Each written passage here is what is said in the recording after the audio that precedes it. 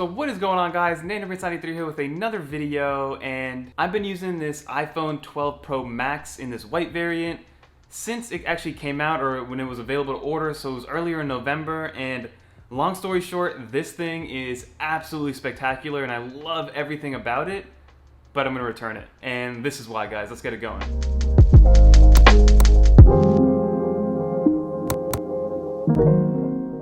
So this iPhone 12 Pro Max, to me, I consider this the 1% phone. Not the 1%ers phone, just the 1% phone. And hear me out, guys. So this phone, in every feat of the imagination, design-wise, software-wise, hardware-wise, everything about it screams luxury, screams top of the line, screams, efficiency, everything that you would want out of a phone, especially an iPhone, right?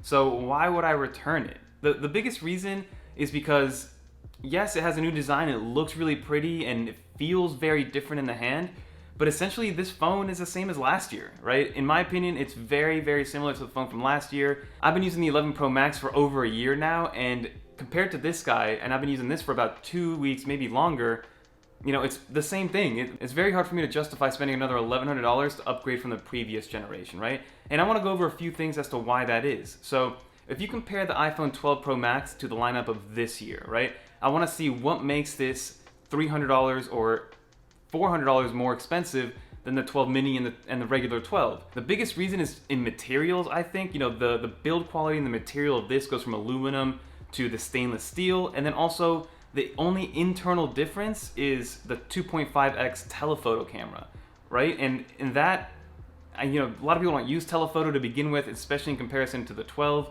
So a lot of people don't know what they're missing because they've never even used it. And in reality, I rarely used the telephoto camera. And I'm gonna throw up a couple of pictures of the telephoto camera right now of comparing it to last year's model, and you'll see that it's a little bit more zoomed in because optically it goes from 2 to 2.5x zoom.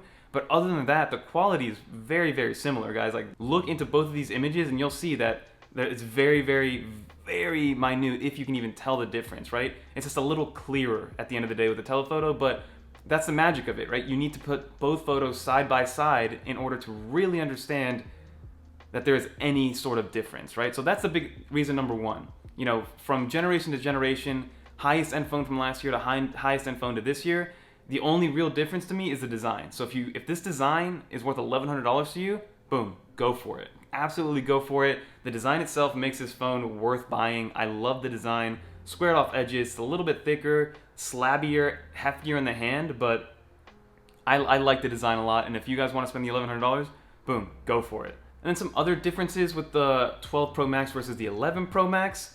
This phone gives you, I believe, night mode on all the different camera lenses on the back, versus on the 11 Pro Max, you can only get it on the main camera sensor.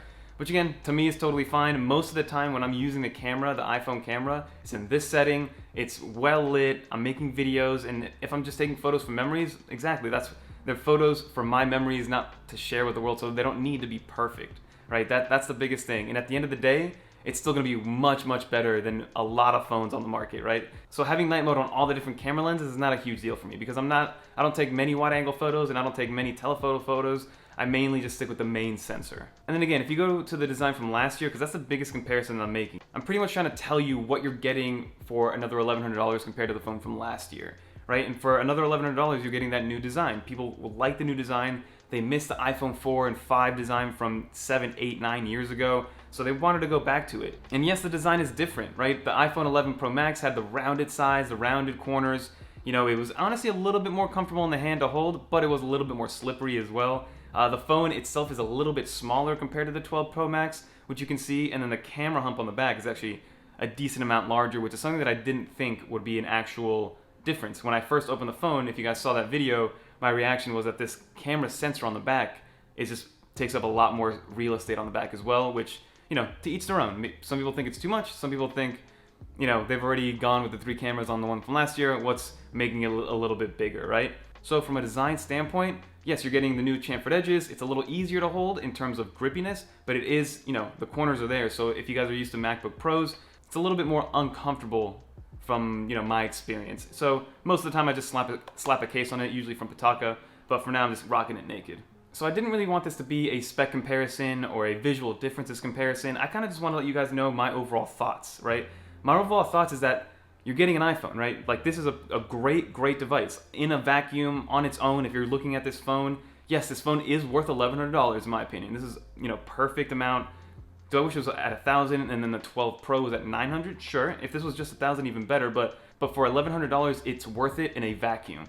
Now, if you're coming from a phone from the past, an 11 Pro Max, even a 10s Max, or even a 10, the differences aren't going to be that huge. Mostly the differences you're going to see are a little bit in the camera, and then the big difference is going to be the design, right?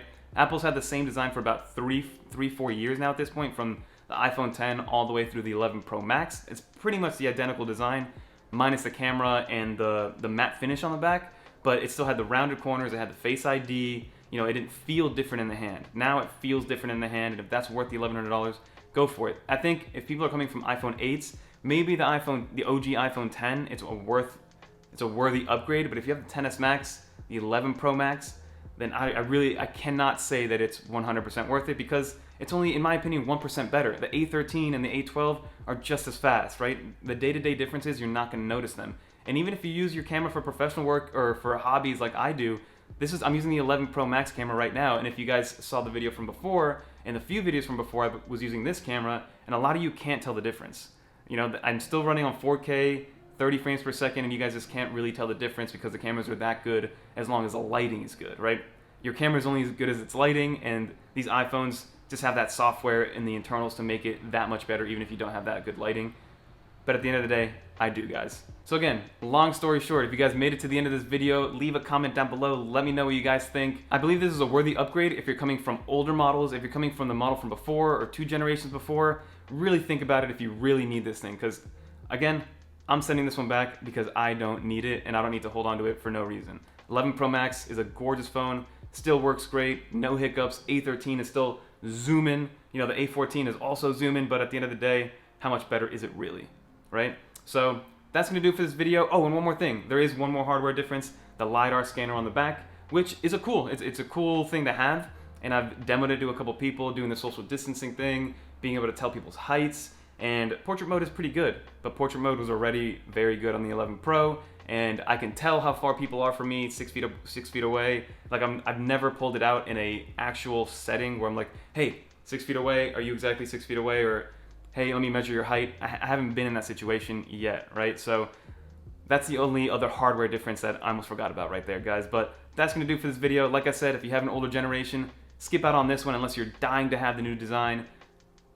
Or if maybe you're coming from an 11, because those have the LCD screens and these now all have OLED, but you'll probably end up just going to the iPhone 12, in my opinion. But again, that's going to do for this video. Don't forget to like, comment, subscribe. Let me know what you guys think below. Am I ranting? Am I wrong? Is the 12 Pro Max the end-all, be-all? Is it worth the $1,100 even if you have the last one? Let me know, guys. I'm always curious. But until next time.